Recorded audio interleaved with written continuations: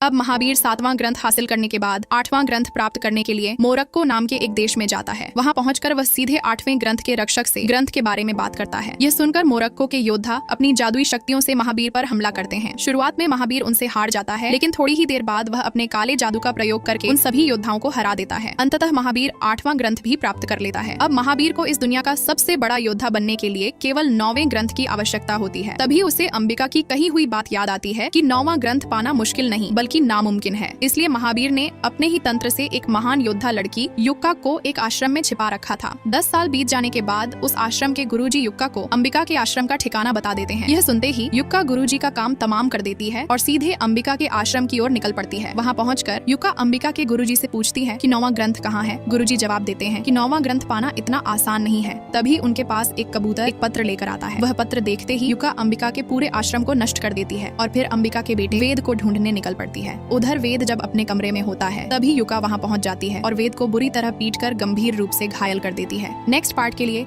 Like और comment करें।